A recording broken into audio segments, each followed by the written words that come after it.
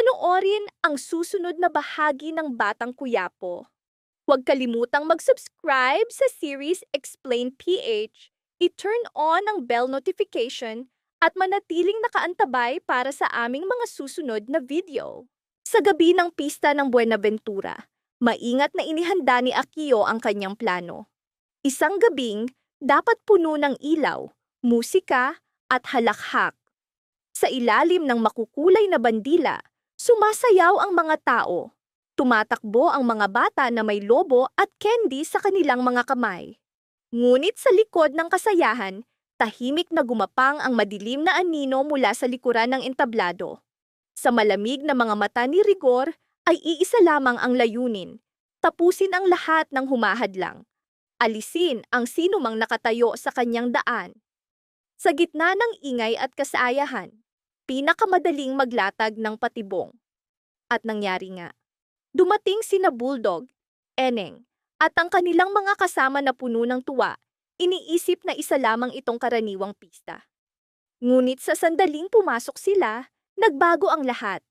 Biglang lumitaw ang mga baril sa kanilang harapan. Armadong pulis at mga tauhang matagal nang naghihintay ay handa na. Napilitan sina Bulldog at Eneng na itaas ang kanilang mga kamay.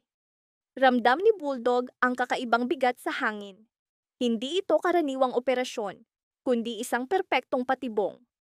Lumapit si Rigor na may mapanuyang ngiti.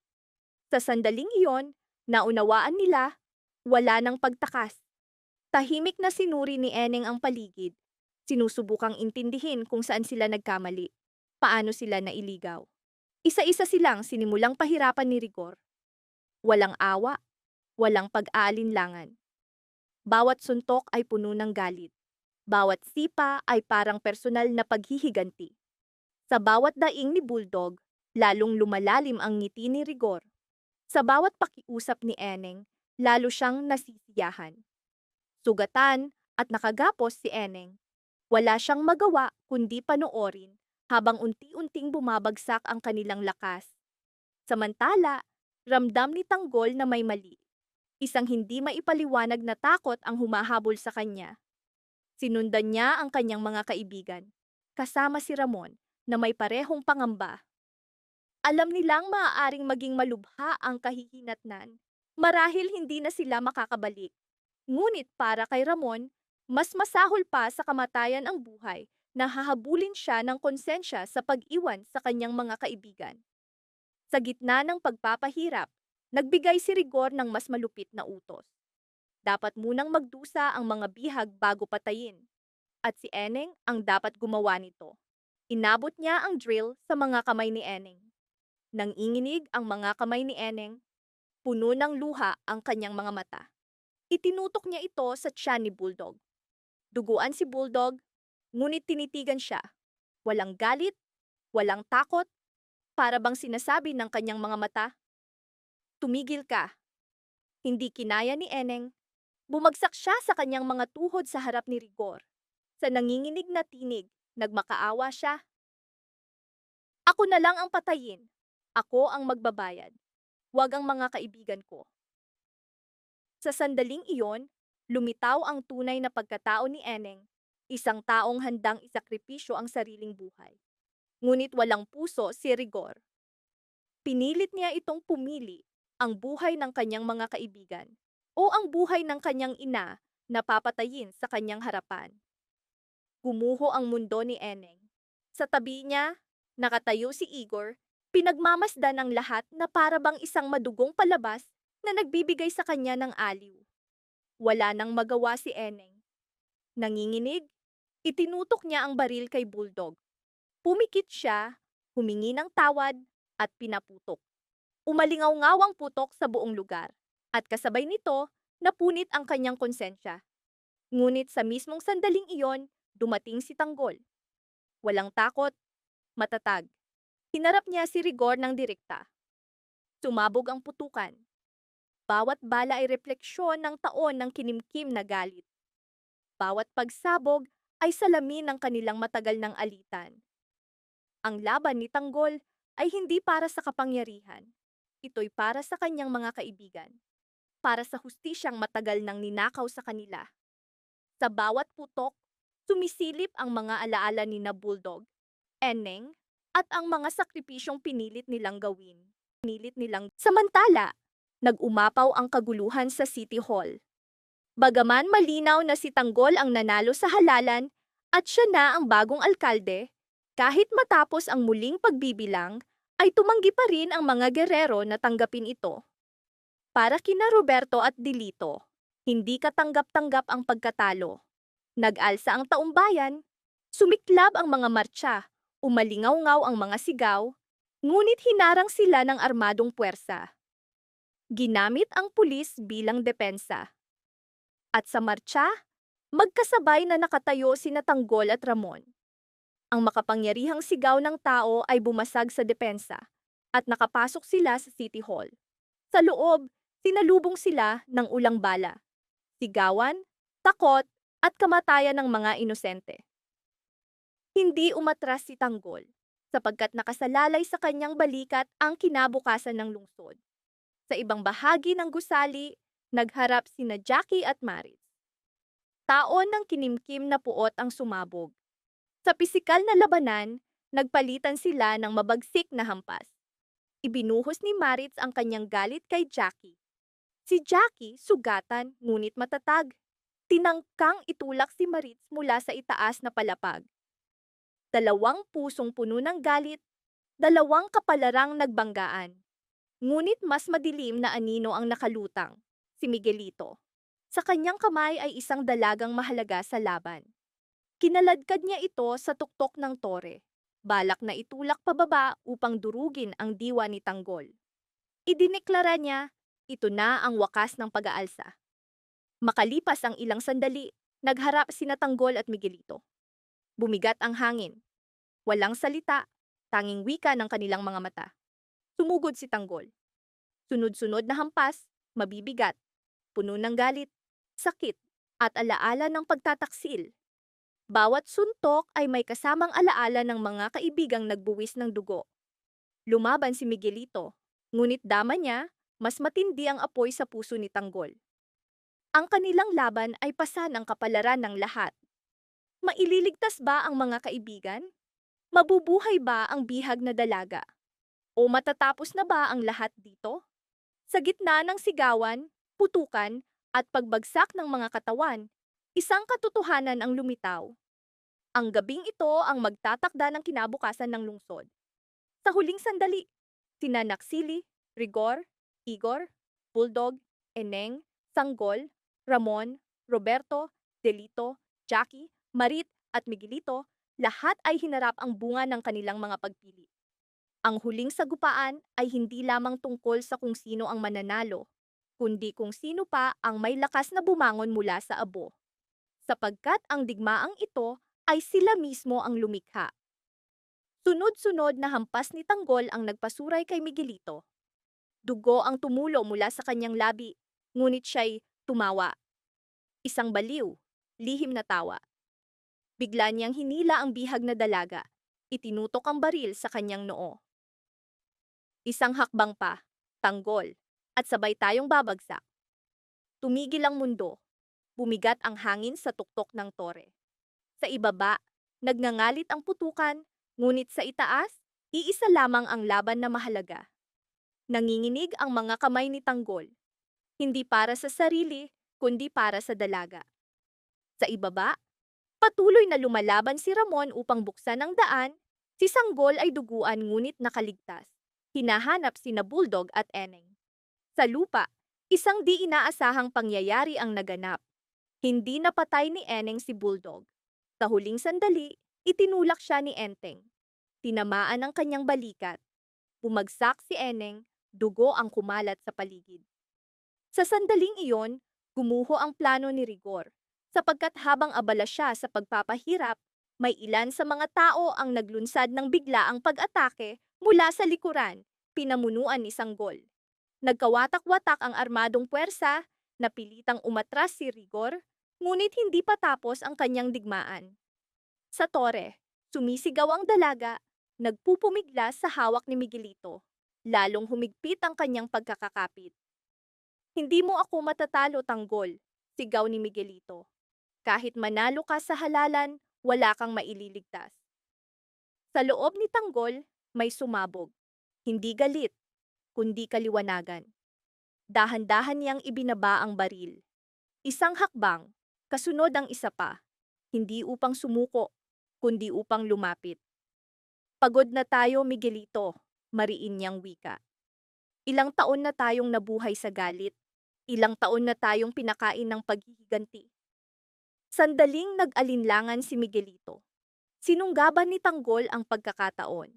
Mabilis na inagaw ang baril mula sa kanyang kamay.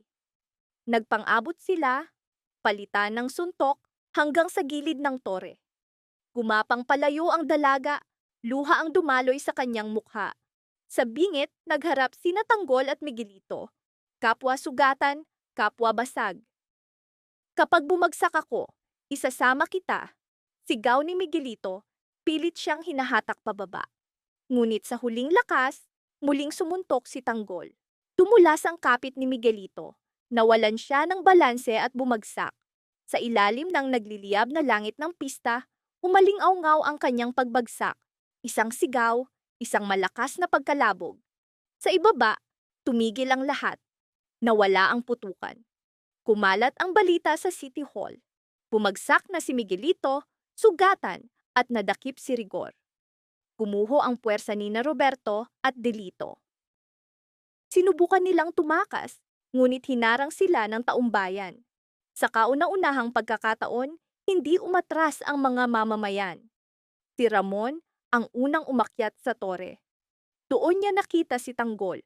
Nakaluhod, yakap ang nailigtas na dalaga.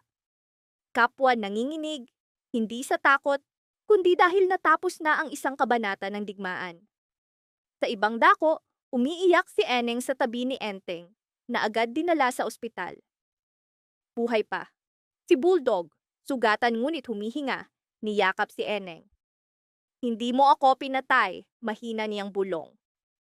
Pinili mo ang landas ng sangkatauhan.